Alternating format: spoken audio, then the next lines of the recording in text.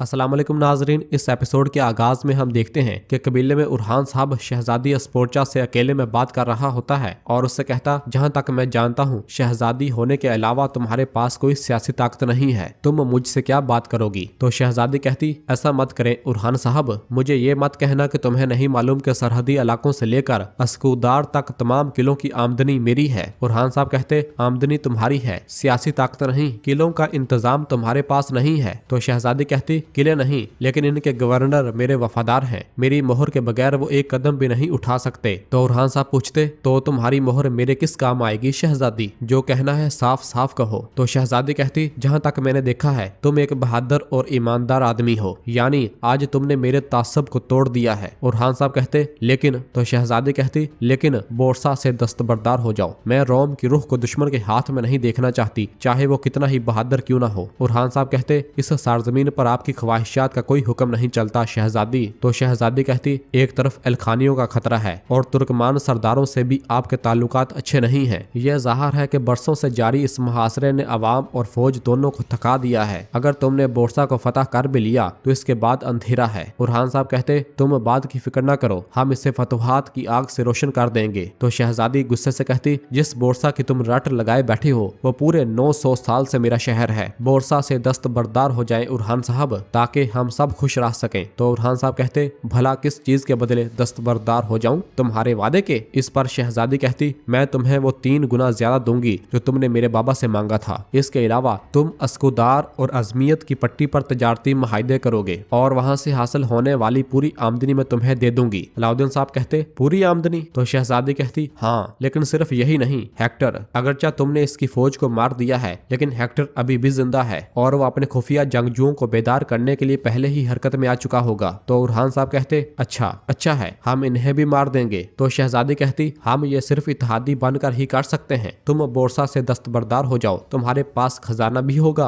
और हम मिलकर अपने शहरों का दिफा करेंगे। तो उरहान साहब कहते, मैं तुम्हारी बातों पर गौर करूंगा, अपने बाबा से मिलने के बाद मैं तुम्हें अपने फैसले से आगाह करूंगा। कि बोरसा में फातिमा खातून और हलीमा आगे बढ़ रही होती हैं कि सामने से ही मोहब्बत के सुरमा उनके सामने आ जाते हैं और उनके पास आकर पूछते, तुम यहाँ क्या कर रही हो। तो हलीमा बताती है, हम सल्तनत के मुकद्दस सिपाहियों को सलाम पेश करते हैं। और फिर सिपाही उनके हाथ में पकड़ी हुई टोकरी से कपड़ा पीछे हटाकर देखते हैं जिसमें फल होते हैं। हलीमा कहती, ये आप भी रख लें। तो सिपाही उनमें से एक एक सेब निकाल लेते हैं और फिर फातिमा पूछती, क्या आप जानते हैं कि आपके कमानदार कहाँ हैं। तो एक सिपाही कहता, क्या आप नहीं जानती कि वो कहाँ हैं। यह सुनते साथ ही फातिमा हलीमा को इशारा करती है। तो हलीमा और फातिमा फौरन अपना खंजर निकाल कर उनकी गर्दन में घोंप देती हैं और उन दोनों को मौत के घाट उतार देती हैं और उनसे उनकी तलवारें ले लेती हैं। और फिर हलीमा कहती, बाजी, हमें इन्हें छुपाना होगा। इस दौरान एक जानब से मजीद सिपाही आ जाते हैं और ये सारा मंजर देखकर कहते, यहाँ क्या हो रहा है, तुम लोग कौन हो, और अपनी तलवारें निकाल लेते हैं। इस दौरान पीछे से ही दरसून भी आ रहा होता है। दरसून को जिंदा सही सलामत देखकर हलीमा की आंखें खुली की खुली रह जाती हैं और उसके मुंह से बेसाख्ता निकलता है, दरसून। जबकि फातिमा भी बहुत हैरान हो रही होती है। और फिर दरसून आगे बढ़ता है और उन मोहब्बत के सिपाहियों पर हमलावर हो जाता है और उनसे लड़ने लग जाता है। सबको एक एक करके काटना शुरू कर देता है और बहुत ही जल्द सबका सफाया कर डालता है। और फिर दरसून फातिमा और हलीमा के पास आता है। तो हलीमा पूछती, दरसून, तुम वहां से कैसे निकले। दरसून कहता, किसी की आंखों में देखकर कुछ बातें कहनी थी, जब तक वो कह न दूं इतनी आसानी से नहीं मरूंगा। और फिर कहता है, ऐसा लगता है कि मेरे नाम मरने पर तुम्हें काफी खुशी हुई है हलीमा खातून।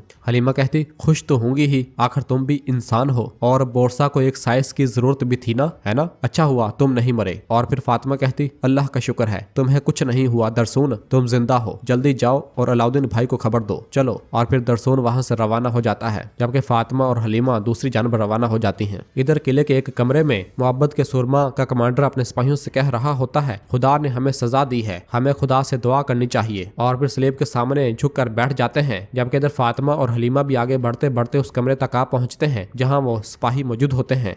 फातिमा और हलीमा दरवाजे के साथ कान लगाकर उन्हें सुनना शुरू हो जाते हैं। उनका कमांडर कह रहा होता है, हमें बचाने वाले मोहब्बत सुरमाओं के लिए हमें दुआ करनी चाहिए। वो जैसे ही दरवाजा खोलते हैं तो कमांडर पलट कर देखता है और पूछता, तुम कौन हो। फातिमा और हलीमा परेशान हो जाती हैं। कमांडर एक बार फिर पूछता, मैंने पूछा तुम कौन हो, और सब अपनी अपनी तलवारें निकाल लेते हैं। इस दौरान अलाउद्दीन साहब अपने सिपाहियों के हमरा पीछे से आ जाते हैं और अपना खंजर उसे मारते हुए कहते, मैं तुम्हारी मौत लाया हूँ, हमला करो। और फिर अगले ही लम्हे अलाउद्दीन साहब और बाकी 21 सिपाही उन मोहब्बत के सुरमाओं पर झपक पड़ते हैं और उन्हें मौत के घाट उतारना शुरू कर देते हैं। लड़ाई की आवाज बाहर न आए, फातिमा और हलीमा बाहर से दरवाजा बंद कर देती हैं, जबकि अंदर अब्दुर्रहमान, दुमरल और बाकी तमाम सिपाही सबको मौत के घाट उतार रहे होते हैं। जब सबको मार दिया जाता है तो फातिमा और हलीमा भागती हुई कमरे के अंदर दाखिल होती हैं और आकर बताती हैं, भाई कुछ लोग आ रहे हैं, और सब पीछे जाकर चौकन्ना होकर खड़े हो जाते हैं। इधर कबीले में शहजादी अस्पोर्चा उरहान साहब से मिलने के बाद बाहर आती है तो उसे गुस्से में देखकर नीलोफर कहती, लगता है तुम्हें वो जवाब नहीं मिला जो तुम चाहती थी शहजादी। तो अस्पोर्चा कहती, मैं तुम्हें सारी जिंदगी कभी नहीं समझ पाऊंगी नीलोफर। जिस आदमी को तुमने अपना दिल दिया है वो तुम्हारी जड़ें काटने और तुम्हें खत्म करने के लिए लड़ रहा है। दर हकीकत वो तुम्हारा दुश्मन है और तुम। नीलोफर कहती, मेरी जड़ें, मेरा खानदान और मेरा नाम सब यहाँ है उरहान के दिल में। इस दिल के इश्क ने मुझे नूर बख्शा है, इसने मुझे अल्लाह से मिला दिया। तो शहजादी कहती, मुझे तुम पर तरस आता है नीलोफर। नीलोफर कहती, तुम जिस अंधेरे में हो इसका तुम्हें एहसास नहीं है, लेकिन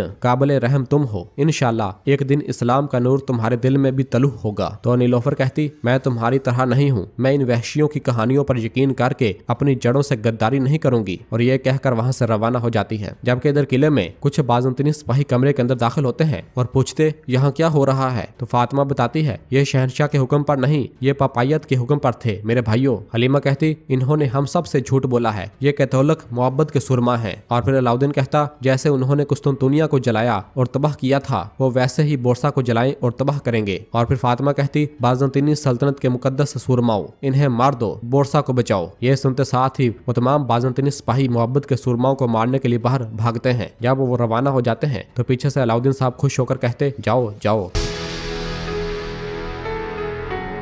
नाज़रीन, फिर इसके बाद हम अगली सुबह देखते हैं किले में खाना जंगी शुरू हो चुकी होती है। बाज़ंतीनी सिपाही मोहब्बत के सिपाहियों के साथ लड़ रहे होते हैं और दोनों एक दूसरे को मार पीट रहे होते हैं, जबकि अलाउद्दीन साहब और बाकी काई सिपाही भी एक जानब खड़े ये सारा मंजर देख रहे होते हैं। अलाउद्दीन साहब कहते, शहंशाह के सिपाहियों ने बगावत शुरू कर दी है, अब बोरसा बगैर सरबराह के है। ये बगावत बोरसा के तमाम दरवाजे हमारे लिए खोल देगी इंशाल्लाह। तो सब कहते हैं इंशाल्लाह इंशाल्लाह। हलीमा कहती, हम सब ने मिलकर ये कामयाबी हासिल की है भाई। और फिर तमीर बोगा कहता, अब यहाँ से निकलने के लिए हम उरहान साहब के इकदाम का इंतजार करेंगे, हैं हजूर। अलाउद्दीन साहब कहते, हमारी सारी मेहनत उरहान साहब के इकदाम की बदौलत मुकम्मल होगी, सुरंग बंद हो गई है, वरना हम यहाँ कैद हो जाएंगे। तो शामिल कहता, अगर शहनशाह ने बोरसा हवाले ना किया तो हम खुशी से लड़ेंगे और शहादत का शरबत पियेंगे। अलाउद्दीन साहब कहते, ए वल्ला शामिल। अब्दुर्रहमान कहता, इससे खूबसूरत मौत और क्या हो सकती है, मैं सबसे आगे दौड़ूंगा, हमारा रब हमारे साथ है इंशाल्लाह। और फिर सब वहाँ से रवाना हो जाते हैं। जबकि किले की हर गली मोहल्ले में शहनशाह के सिपाही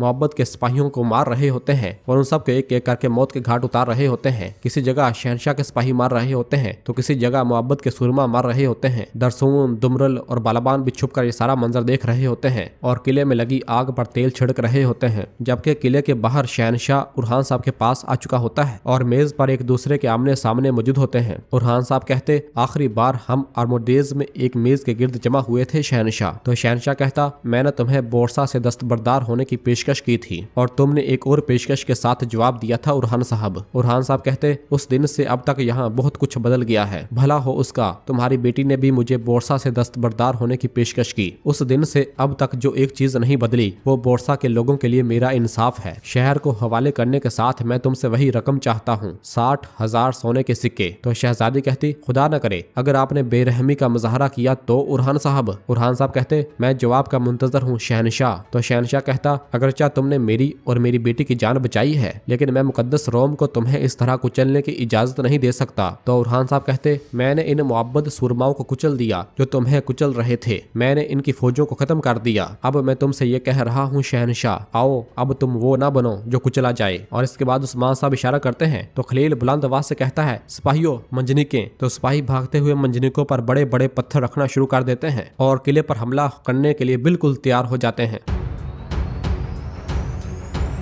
और नाजरीन, इसी जगह पर एपिसोड खत्म करते हैं। मिलते हैं बहुत जल्द अगली एपिसोड के साथ। वीडियो को लाइक कर दें और जिन दोस्तों ने अभी तक चैनल सब्सक्राइब नहीं किया वो जल्दी से चैनल सब्सक्राइब कर दें और बेल आइकन यानी घंटी वाले निशान को भी प्रेस कर दें ताकि आने वाले एपिसोड्स आपको आसानी मिल सकें। दुआओं में याद रखें। अल्लाह हाफिज।